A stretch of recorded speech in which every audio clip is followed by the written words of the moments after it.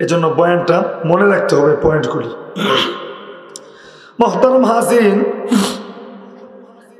হুমা জান্নাতুকা ওয়া নারুকা, বাপ মাই জান্নাত বাপ মাই জাহান্নাম।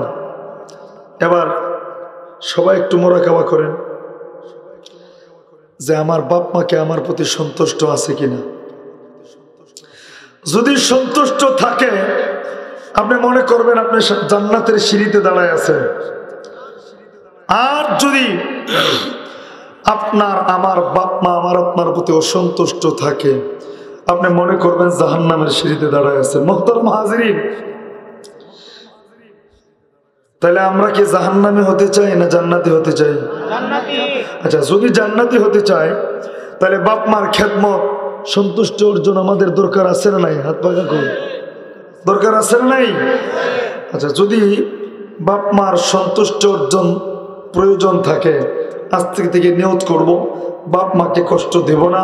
কারা কারা রাজি আছেন দুইটা হাত উঁচা করে একটু জবানটা খুলে মায় কইরা, কারো বাবা নাই কারো মা নাই, এটা নিয়ত কইরা আল্লাহকে একটা ডাক দেন তো। লিল্লাহি তাকবীর।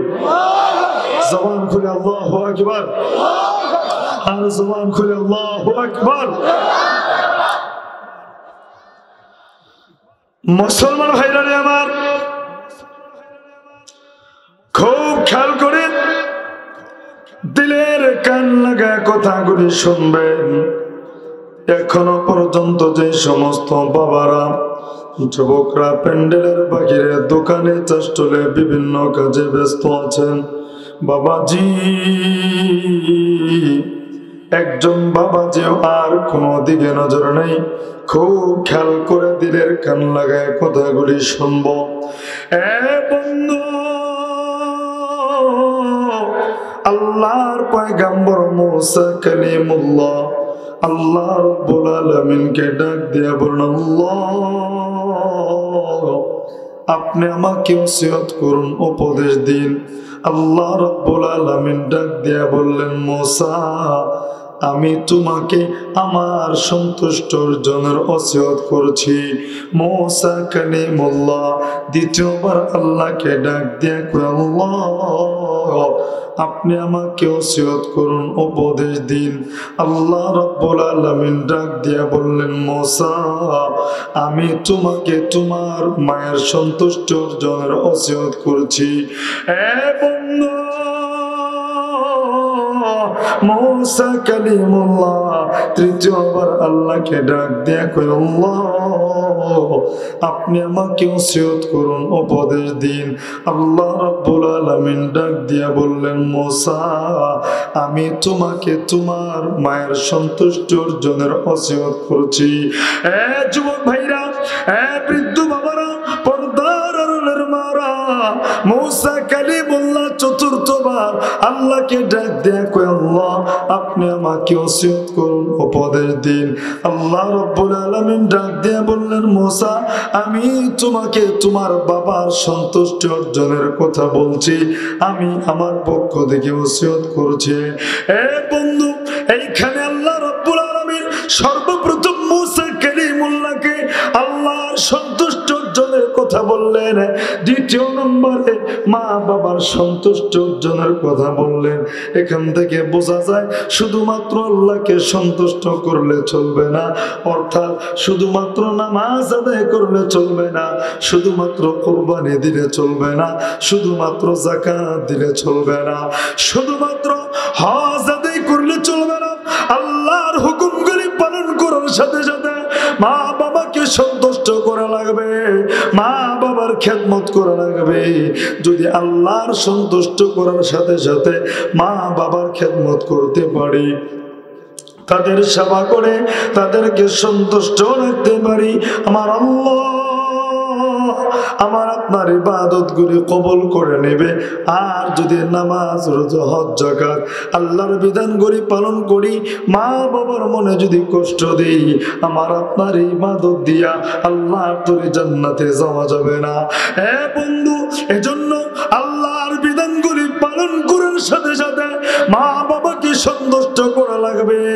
যদি আল্লাহর তৈরি জান্নাতে যেতে চাই, মা বাবার সন্তুষ্ট ছাড়া কখনোই আল্লাহর তৈরি জান্নাতে যাওয়া যাবে না। শুধু নামাজ রোজা হজ আর যাকাত কুরবানি দিয়ে জিহাদ করে জান্নাত পাওয়া যাবে না। সব ইবাদত গুলির সাথে সাথে মা বাবার খেদমত করা লাগবে। আমার মতো ভোরের ভাইরা, টাঙ্গাইল ডিস্ট্রিক্টের ভাইরা, মা বাবার খেদমত কতটা গুরুত্বপূর্ণ।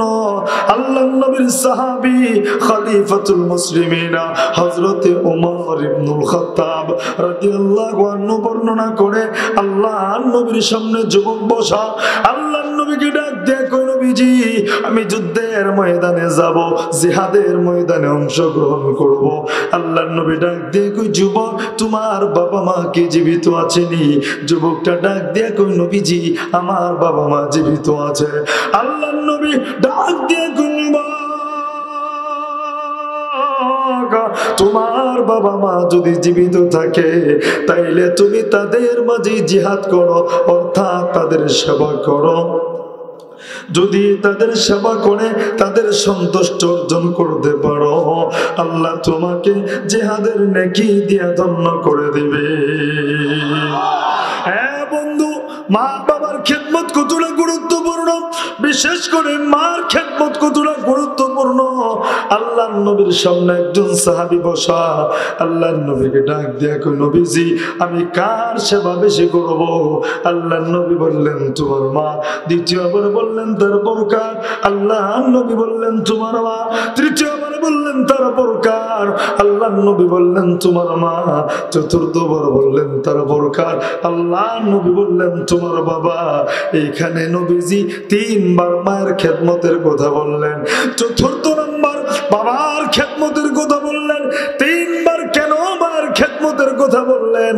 এর কারণ হইল পৃথিবীতে মা তিন জায়গায় কষ্ট বেশি করে, যেটা মা ছাড়া কেউ কোনোদিন কল্পনা করতে পারে না। এক নাম্বার, আমি আপনি যখন মায়ের গর্ভে ছিলাম, ওই যে 10 মাস 10 দিনের কষ্ট, এই দুনিয়ার মা ছাড়া কেউ কল্পনা করতে পারে না। দ্বিতীয় নম্বরে, ওই যে প্রসব বেদনা মা ছাড়া কেউ কোনোদিন কল্পনা করতে পারে না। তৃতীয় নম্বরে, আমি আপনি যখন ছোট্ট ছিলাম ওই সময় যে মা কষ্ট করে লালন পালন করছে, মা ছাড়া কেউ কোনোদিন কল্পনা করতে পারে না। এজন্য আল্লাহর নবী তিনবার মায়ের খেদমতের কথা বললেন।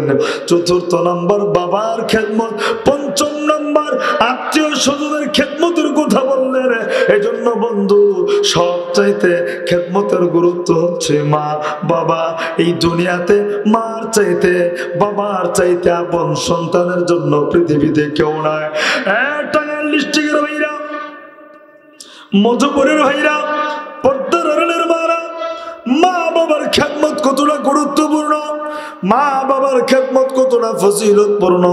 আল্লাহ রাব্বুল আলামিন সূরা বনী ইসরাঈল 23 এবং 24 নম্বর আয়াতে আল্লাহ বলেন, ওয়া ক্বাদা রাব্বুকা আল্লা তা'বুদু ইল্লা ইয়্যাহু ওয়া বিল ওয়ালিদাইনি ইহসানা ইম্মা ইয়াবলুগান্না عندك الكبر أحدهما أو كلاهما فلا تقل لهما أف ولا تنهرهما وقل لهما قولا كريما।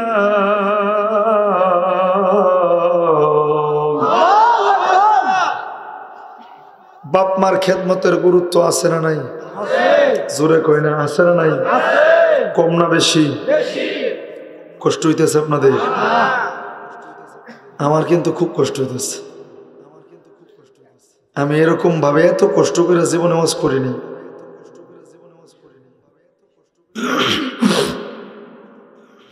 আর আজকে যে সুর দিয়ে ওয়াজ করতেছে, আমি এই সুরে ওয়াজ করি না কোনোদিন।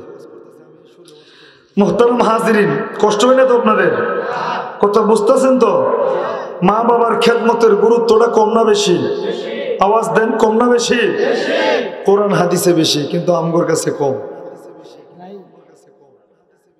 কোরআন হাদিসে বেশি, আমাদের কাছে কম থাকার কারণে তো দেখবেন রমজান মাসে বাপ মাই খায় আলাদা, সন্তান বউ ফোলা লয়ে খায় আলাদা। কম থাকার কারণে তো দেখবেন ছেলের সামর্থ্য থাকুক বা না থাকুক সেটা ভিন্ন বিষয়, বাপে রমজান মাসেও বা অন্য দিনেও বাপে চালায় রিক্সা, সন্তানের হাত পা থাকা সত্ত্বেও। কথা কয় না? আছে না নাই? তার মানে বোঝা যায় কোরআন হাদিসে বাপ মার খেদমতের গুরুত্ব বেশি, কিন্তু আমাদের কাছে কোরআন হাদিসে এই হাত পাকা কইছিলাম ওয়াজে বনের আগে, এখনো হয়েছে না। এটা মনে হয় বিজ্ঞানে বানাইতেছে, পরে নিয়ে বানাই পরে আনতেছে। ওই যে কই না আমার বাসায় কই লাঠি আনতে আনতে কি করতে শেষ। হ্যাঁ মুহতারাম হাজিরিন, কোরআন হাদিসের বাপ মার খেদমতের কতটুকু গুরুত্ব আল্লাহ বলেন, ওয়াকাদা রাব্বুকা আল্লা তা'বুদু ইল্লা ইয়্যাহ। আমি রব আল্লাহর পক্ষ থেকে নির্দেশ, আদেশ। কি নির্দেশ? ইল্লা ইয়্যাহ, আমি আল্লাহ ছাড়া কারো ইবাদত করবা না। এটা হচ্ছে কার নির্দেশ? কয় নাম্বার নির্দেশ? খুব খেয়াল করেন। দ্বিতীয় নাম্বার আল্লাহ বলেন ওয়াবিল ওয়ালিদাইনি ইহসানা, অর্থাৎ পিতামাতার সঙ্গে সদাচরণ করো। এর মানে এখানে আল্লাহর সর্বপ্রথম আদেশ হচ্ছে আমি আল্লাহ ছাড়া কারো ইবাদত করবি না। দ্বিতীয় নম্বর আদেশ হচ্ছে বাপ মার সাথে সদাচরণ করো। সদাচরণের মানে বাপ মার খেদমত করো, তাদেরকে কষ্ট দিও না। এখান থেকে আমাকে আপনাকে বুঝে নিতে হবে শুধুমাত্র নামাজের মাধ্যমে আল্লাহকে পাওয়া যাবে না, কুরবানির মাধ্যমে আল্লাহকে পাওয়া যাবে না, যাকাতের মাধ্যমে আল্লাহকে পাওয়া যাবে না। এই মিয়া, নামাজ পড়া আল্লাহর হুকুম, কুরবানি দেওয়া আল্লাহর হুকুম, যাকাত দেওয়া আল্লাহর হুকুম, মা বাবার খেদমত করা টাকার হুকুম। এটা কি আমার কথা? আল্লাহ বলেন ওয়াবিল ওয়ালিদাইনি ইহসানা। তার মানে নামাজও পড়া লাগবে, বাপ মার খেদমতও। আমাদের সমাজে অনেক মানুষ দেখবেন নামাজ ঠিকই পড়ে কিন্তু বাপ মারে খাওন দেন না। এদিকে এমন মানুষ নাই? আছে আছে। দেখবেন প্রতি বছর উমরা করে কিন্তু বাপ মারে খাওন দেন। চিল্লার পরে চিল্লা দিতেছে কিন্তু বাপ মারে খাওন দেন। সবাই একটু ধৈর্য ধরে বসেন, জিকির করেন লা ইলাহা। তাইলে শুধুমাত্র নামাজ আর রোজা, হজ, যাকাত দিয়া আল্লাহকে পাওয়া যাবে না। আল্লাহকে পেতে হলে, সন্তুষ্ট অর্জন করতে হলে অবশ্যই আমাকে আপনাকে বাপ মার খেদমত করা লাগবে, তাদের সন্তুষ্ট অর্জন করা লাগবে। কথা বলেন ঠিক কিনা? মুহতারাম হাজিরিন, বাপ মার খেদমতের কতটুকু গুরুত্ব এই পৃথিবীতে আপনি আমার সাথে কেমনে কথা কইবেন আল্লাহ শিখাই দেয় নাই, নেতার সামনে কেমনে কথা কইবেন আল্লাহ শিখাই দেয় নাই, কিন্তু বাপ মার সাথে কেমনে কথা কইবেন আল্লাহ কোরআনুল কারীমের মাধ্যমে গোটা পৃথিবীর সমস্ত মানুষদেরকে আল্লাহ শিখাই দিয়েছে। সুবহানাল্লাহ। আল্লাহ কয় ওয়ালা তানহারহুমা, তাদেরকে ধমক দিও না। ওয়া কুল লাহুমা কাওলান কারীমা, তাদের সাথে নম্রতাপূর্ণ কথা বলো। এর মানে হইল বাপ মার সাথে কখনো ধমকের সুরে কথা বলা যাবে না। এটা কার নির্দেশ? জোরে বলেন না, কার নির্দেশ? কিন্তু আমাদের বর্তমান সমাজের যুবকরা ধমক দেয় কি দেয় না? খালি ধমক দেয়, অনেক ফুলাই দিয়ে বাপেরে মারে। আছে না নাই? একটা কথা মনে রাখবেন, সন্তানের প্রতি কষ্ট পাইয়া বাপ মার চোখে পানি আসলে মনে রাখবেন এই সন্তানের দুনিয়া আখেরাত উভয় জাহান ধ্বংস হওয়ার জন্য আর কোনো কিছুই প্রয়োজন নাই। আর যদি সন্তানের প্রতি সন্তুষ্ট হইয়া বাপ মার চোখে এক ফোঁটা পানি আসে, ওই সন্তানের সফলতার জন্য এই পৃথিবীতে আর কোনো কিছুর প্রয়োজন নাই। কথা বল ঠিক কিনা? মক্কা মদিনার ইমামের ফাওয়ার নিচে জান্নাত, এরকম কোন আয়াতও নেই, হাদিসও নেই। নেতার পায়ের নিচে জান্নাত, হায়াতও নেই, হাদিসও নেই। কিন্তু জান্নাতু তাহতা কদামিল উম্মাহাত, মায়ের পায়ের নিচে সন্তানের জান্নাত। জোরে বলুন সুবহানাল্লাহ। শুধু তাই না, আল্লাহ রাসূল বলেন এই পৃথিবীতে সন্তানের জন্য বাপ মা হাত উঠাইতে দেরি, আল্লাহ তাআলা ওই বাপ মার দোয়া সন্তানের জন্য আল্লাহ কবুল করতে দেরি করে না। এজন্য ভাইরা ফিরেন। পৃথিবীর সমস্ত মানুষ আমার আপনার জন্য দোয়া করলে কবুল হবে কি হবে কোনো গ্যারান্টিও নাই, ওয়ারেন্টিও। কিন্তু বাপ মা হাত উঠাইলে সন্তানের জন্য দোয়া কবুল হয়, এটার ওয়ারেন্টিও আছে, গ্যারান্টিও আছে। এজন্য ইমামের কাছে দোয়া চাওয়ার আগে বাপ মার কাছে দোয়া চাইবে, মানুষের কাছে দোয়া চাওয়ার আগে বাপ মার কাছে দোয়া চাইবেন, দেখবেন আল্লাহ কবুল করে নেবে ইনশাল্লাহ। এজন্য বাপ মার খেদমত করবো তো ইনশাল্লাহ, রাজি আছি তো ইনশাল্লাহ। বাপ মা দোয়া করলে যে কবুল হয় এটার বাস্তব উদাহরণ যদি দিতে চাই, আল্লাহর পয়গম্বর মুসা কালিমুল্লাহ একদিন আল্লাহর কাছে আবদার করছে, আল্লাহ আপনি তো আমার জান্নাত দিবেন, তে আমি জান্নাতে যাব, আমার সঙ্গী হয়ে জান্নাতে যাবে এমন একজন বন্ধু, তার চেহারাটা আমি দুনিয়াতেই দেখবার চাই। সুবহানাল্লাহ কইরা আল্লাহ কই অমুক বাজারে একজন কসাই এই গোশত বিক্রি করে, এ তোমার বন্ধু, এ তোমার সাথে জান্নাতে যাবে। তা মুসা নবী আশ্চর্য হয়ে গেছে, কি ব্যাপার, কি সামান্য একজন কসাই আমার বন্ধু হয়ে জান্নাতে যাবে। যাই হোক, আল্লাহর ফয়সালার চাইতে বড় ফয়সালাকারী তো আর পৃথিবীতে কেউ নেই। তা মুসা নবী বাজারে গেছে, দেখে সত্যি সত্যি একজন কসাই গোশত বিক্রি করে সকাল থেকে সন্ধ্যা পর্যন্ত। মুসা নবীর ইচ্ছা হইল কোন আমলের বদৌলতে এই লোকটা আমার বন্ধু হয়ে জান্নাতে যাবে, এইটা আমি দেখবো আজকে। তাই আল্লাহর পয়গাম্বর সকাল থেকে সন্ধ্যা পর্যন্ত দেখে বান্দায় গোশত বিক্রি করে, কিন্তু এমন কোন আমল পাওয়া গেছে না, ব্যতিক্রম আমল যে আমলের কারণে মুসা নবীর বন্ধু হয়ে জান্নাতে যাওয়ার যোগ্য। মুসা নবী যখন দেখলেন সন্ধ্যা হয়ে গেছে, কসাই গোশত বিক্রি করে সামানা গোছায় বাড়ির দিকে রওনা হয়েছে, মুসা পয়গম্বর ওই কসাইয়ের পিছনে দৌড়ায়, ডাক দিয়ে কই, কসাই ভাই আপনি তো চলেই যাচ্ছেন, আমি একটা কথা কই, আমি হইলাম একজন পথিক মানুষ, আমি আপনার বাড়ির মেহমান হতে চাই। কসাই কিন্তু জানে না কোন কারণে তার বন্ধু বাড়িতে মেহমান হতে চায়। মুসলমান ভাইরা আমার, আল্লাহর পয়গম্বর